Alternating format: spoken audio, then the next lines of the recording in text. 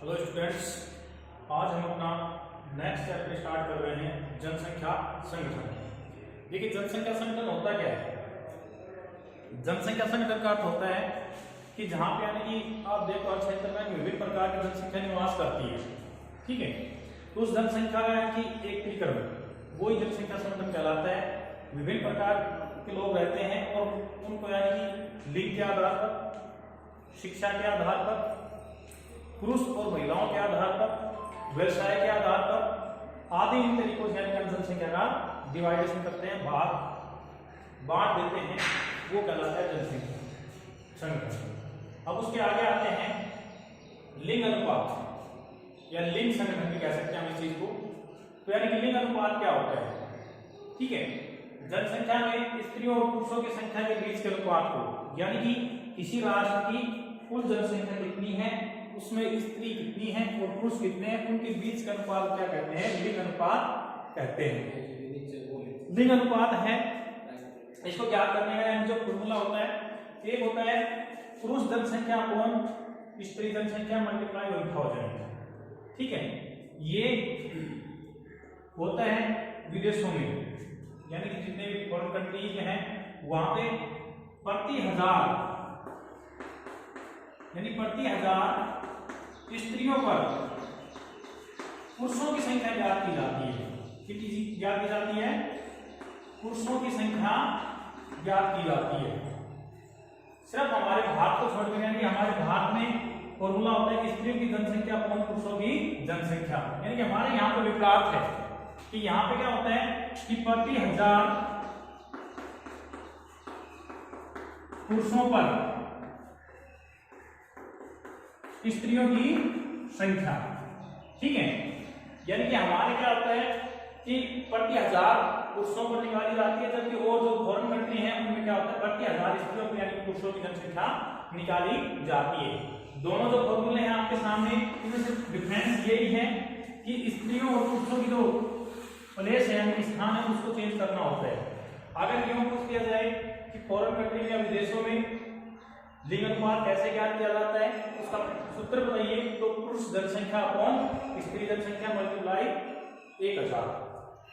अगर पूछ दिया जाए भारत में स्त्रियों की जनसंख्या अपॉन पुरुषों की जनसंख्या मल्टीप्लाई 1000, तो ये थोड़ा डिफरेंस है, इसको ध्यान रखना। इसमें कई बार क्या होता है क्वेश्चन पूछ दिया जाता है, पुटअप कर लिया जाता है कि भारत में लिंग अनुपात ज्ञात करने का सूत्र बताइए।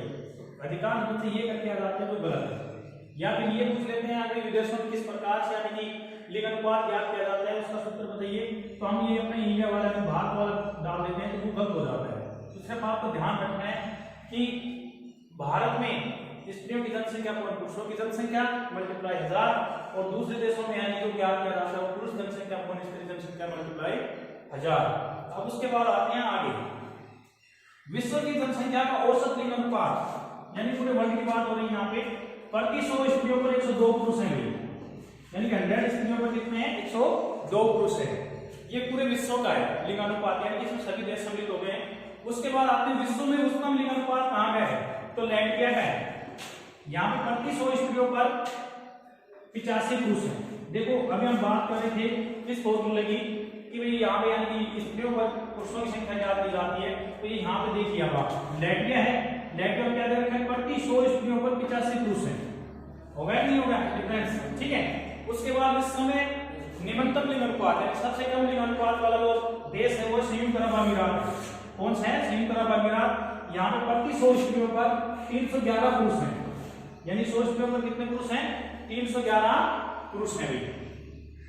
उसके बाद आते हैं संयुक्त राष्ट्र संघ द्वारा, यूएनओ द्वारा ने सूचीबद्ध जो देश हैं उनमें से 44 जो ऐसे देश हैं जिनमें लिंग अनुपात स्त्रियों के लिए अनुकूल है, यानी कि अच्छा है, ठीक है। और 72 यानी 72 देश ऐसे हैं जो प्रतिकूल है, जहां पे यानी लिंग अनुपात कम है। अब हम बात करते हैं कि लिंग अनुपात में डिफरेंस ऐसा नहीं है कि कहीं लिंग अनुपात अधिक मिल जाए तो वहां पे स्त्रियों की दशाएं अच्छी मिले, समझ रहे हो। और ऐसा ही नहीं हो सकता कि जहां पे यानी कि लिंग अनुपात कम हो तो वहां पे स्त्रियों की दशाएं अनुकूल न हो। अधिकांश देशों में जैसे जिनमें अनुकूल है तो वहां भी ये भी हो सकता है कि वहां के जो पुरुष हैं कहीं दूसरी जगह यानी प्रवास करके या काम के लिए बाहर गए हुए हैं, तो ऐसा भी हो सकता है। ठीक है। और स्त्रियों का यानी जो अनुकूल जो है प्रतिकूल इन देशों में क्या है रूढ़िवादिता, अशिक्षित होना अधिकांश जनसंख्या का, ठीक है, कन्या भ्रूण हत्या, स्त्रियों पर हिंसा आदि। यानी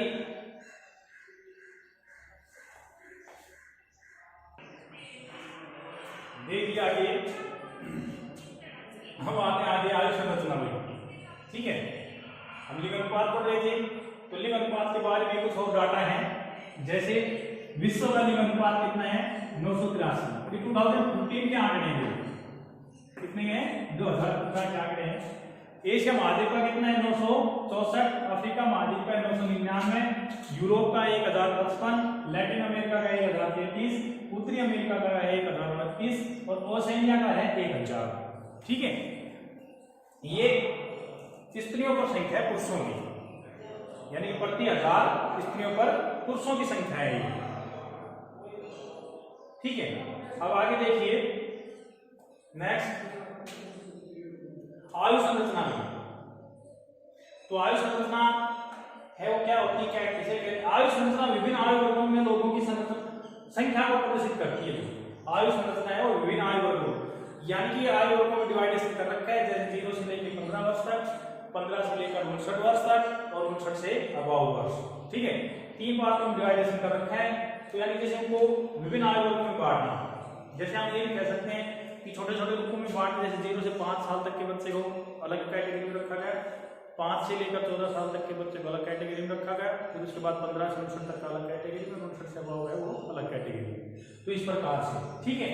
अब आगे देखिए, तो देखिए कौन कौन से, सबसे पहले है बाल आयु वर्ग, ठीक है। इसमें 15 वर्ष तक के यानी सभी को सम्मिलित किया जाता है बच्चों को, जिसमें यानी लड़का और लड़की दोनों सम्मिलित होती हैं। 0 से 15 वर्ष तक के जो बच्चे होते हैं वो इस बाल आयु वर्ग में आते हैं। ये कौन कैसी जनसंख्या है, ये आश्रित जनसंख्या कह सकते हैं हम इसको, क्योंकि 15 वर्ष तक का जो बच्चा होता है वो अपने माता पिता पर ही आश्रित रहता है, 0 से लेके 15 वर्ष तक का, इसलिए हम इसको आश्रित जनसंख्या भी कह सकते हैं, आश्रित रहते हैं। उसके बाद आते हैं कार्यशील जनसंख्या नंबर 2 पर, या वयस्क आयु वर्ग, ये होता है 15 से 59 वर्ष का होता है, यानी कि जहां पे अधिकांश यानी कि जो जनसंख्या मिलेगी वो देश तीव्र गति से यानी कि प्रगति करेगा, क्योंकि 15 से 59 वर्ष तक की जो आयु वर्ग होती है कार्यशील होती है, कार्य करते हैं, यानी कि राष्ट्र के निर्माण में कहीं कहीं अपना योगदान देते रहते हैं, इसलिए इसको यानी कार्यशील जनसंख्या कहा गया है। ये वयस्क आयु वर्ग में आता है 15 से लेकर 59 वर्ष तक का। फिर उसके बाद आते हैं वर्ग आयु वर्ग, 59 से अधिक वर्ष, यानी कि ये वे व्यक्ति होते हैं जो यानी कि कार्य कर चुके होते हैं, लेकिन अब इनकी जो बॉडी की जो कैपेसिटी होती है वो कमजोर हो जाती है, और इस रिगार्ड से यानी कि ये क्या हो जाती है, ये आश्रित हो जाते हैं एक प्रकार से। और जहां पे यानी कि वर्ग जनसंख्या अधिक मिलेगी उस देश का स्वास्थ्य यानी चिकित्सीय जो विभाग है, चिकित्सीय जो सुविधाएं हैं उनके ऊपर सबसे ज्यादा खर्च होगा। जैसे जापान का लगा लीजिए आप, ठीक है, जापान में वर्ग जनसंख्या ज्यादा है, लोगों की 50% ज्यादा है, तो वहां पर वर्ग जनसंख्या ज्यादा मिलती है, तो इस रिगार्ड से वहां पे स्वास्थ्य सेवाओं पर सबसे ज्यादा खर्च होता है। उनमें जो एनुअली यानी कि जो विधेयक आता है, धन विधेयक आता है, बजट आता है, उसमें सबसे ज्यादा वो स्वास्थ्य सेवाओं पर ज्यादा खर्च करते हैं, क्योंकि इन लोगों को चिकित्सीय सुविधाएं ज्यादा चाहिए। भारत में सबसे ज्यादा युवा जनसंख्या 15-59 वर्ग के आयु वर्ग के लोग रहते हैं। अब उसके बाद आते हैं आगे नेक्स्ट आयुलिंग पिरामिड। आयुलिंग पिरामिड होते क्या है, ठीक है, इसका प्रयोग जनसंख्या की आयुलिंग संरचना को दर्शाने के लिए किया जाता है। किसको, इसका प्रयोग जनसंख्या की आयुलिंग संरचना यानी कि महिलाएं और पुरुषों को दर्शाने के लिए किया जाता है। एक साइड में महिलाएं, एक साइड में पुरुष। प्रत्येक आयु वर्ग में बायां भाग यानी कि पुरुषों का प्रतिशत तथा दायां भाग स्त्रियों का प्रतिशत दर्शाता है, यानी कि लेफ्ट साइड में हमेशा कौन आएंगे, पुरुष आएंगे, और राइट साइड में कौन आएंगी, स्त्रियां आएंगी।